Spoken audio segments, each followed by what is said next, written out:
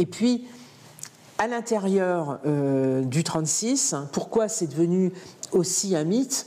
Eh bien, malheureusement, c'est les criminels de chair et d'os qui sont rentrés dans ce lieu, qui ont grimpé cet escalier et qui ont défrayé la chronique par les faits horribles qu'ils ont commis.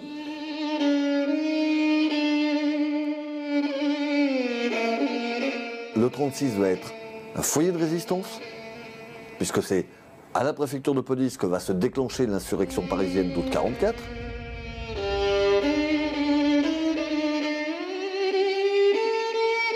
Mais aussi un foyer de collaboration, puisqu'il va y avoir 2 brigades spéciales de sinistre mémoire, la BS1 et la BS2, qui vont traquer l'une les résistants, l'autre les communistes.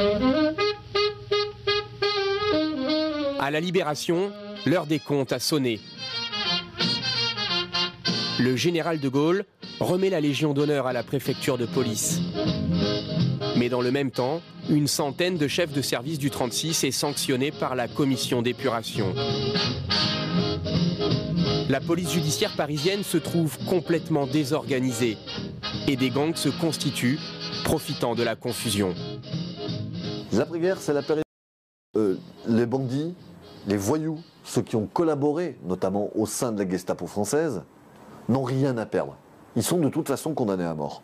Donc, ça va être une sorte de course vers l'abîme, de politique de la terre brûlée, menée par Pierre Loutrel, Pierre Olfou, Abel Danos, Buisson, Boucheseiche, tous ces grandes figures, si j'ose dire, du banditisme, qui vont aller avec une sauvagerie qui fait que la courbe de la délinquance, l'explosion des attaques, va amener la préfecture de police à créer au sein de la crime une brigade spéciale qui sera la brigade des agressions. Le gang des tractions avant refait le coup de la bande à Bono. Maintenant que la police est équipée de voitures, eux ont de meilleures voitures. Des 11 chevaux, ces fameuses tractions, traction avant, police derrière. Ils sont particulièrement mobiles. Par ailleurs, ce sont des durs. L'histoire se répète. Le 36, distancé un temps par les malfrats, s'équipe comme eux pour les rattraper.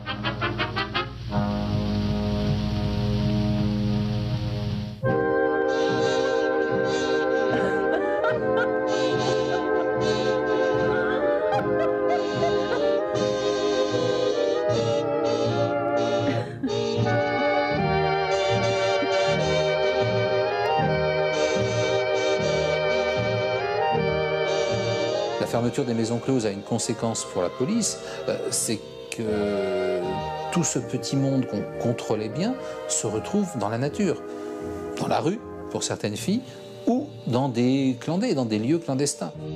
Ça a aussi une conséquence sur la collecte du renseignement.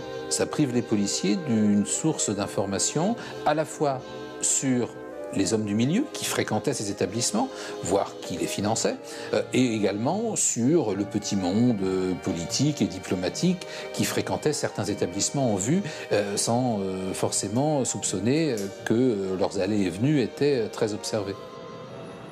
Une fois de plus, la police parisienne s'adapte. La puissante préfecture de police lui donne les moyens d'encadrer les centaines de clandés qui poussent dans Paris et sa banlieue pour remplacer les maisons closes.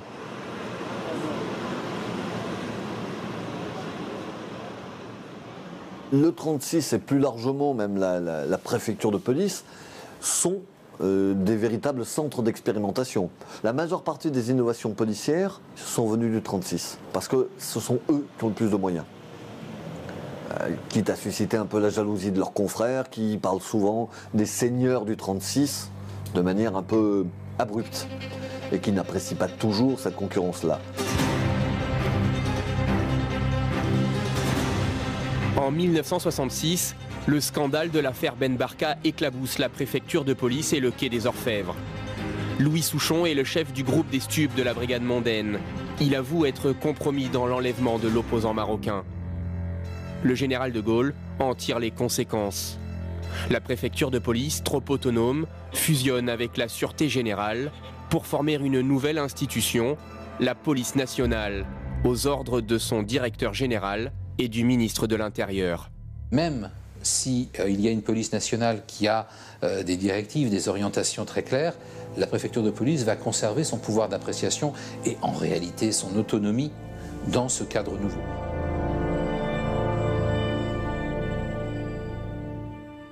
Dans les années 70, de nouveau, certains flics de la mondaine emploient des méthodes peu orthodoxes. Mais rien n'enlève au 36 son mérite d'innover en permanence pour venir à bout du grand banditisme. Une fusillade de plusieurs minutes. Le quartier est alors entièrement bouclé. Il y a des coups de feu, des kalachnikovs. Depuis les années 60, un cap est franchi dans la violence. Les gangsters tirent à l'arme lourde et forment des équipes de plus en plus chevronnées, qui laissent trop peu d'indices pour que les méthodes d'enquête classiques aboutissent. Il faut désormais travailler en amont. La PJ s'est adaptée, c'est là où on a créé donc la fameuse brigade de recherche et d'intervention pour être capable de monter sur ces équipes de braqueurs voilà, et les interpeller en flagrant délit. Voilà.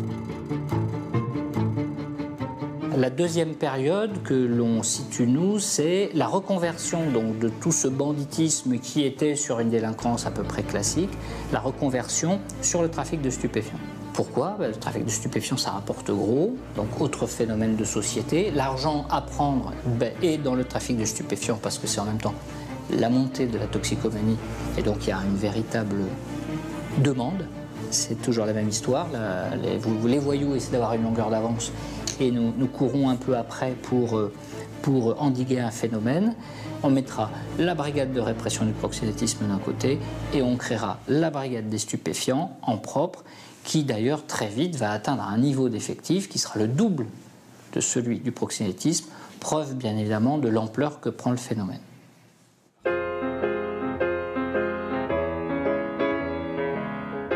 Nouveau défi dans les années 70. Des bandes de malfrats sans motivation politique se camouflent derrière des revendications bidons et espèrent gagner de l'argent facilement sans aller jusqu'à tuer. Pierre Ottavioli, remarquable patron de la crime surnommé Monsieur Anti-Rapt, l'a bien compris. Pierre Ottavioli considère que, à partir du moment où les voyous sentent que l'argent est proche, ils iront le chercher jusque dans la gueule du loup. Et l'avenir va lui donner raison. Juste après le baron en pain, c'est terminé. Aucune rançon n'a été payée et tous les voyous ont été attrapés, soit sur le fait, soit sur des enquêtes qui ont perduré après. En 1978, l'inspecteur principal Jacques Capella est assassiné à l'ambassade d'Irak lors d'une prise d'otage. C'est le dernier policier du 36 mort en service. La salle de crise du quai des Orfèvres porte son nom. Là encore, la police judiciaire parisienne riposte et monte une section antiterroriste au sein de la brigade criminelle. La SAT ne chômera pas.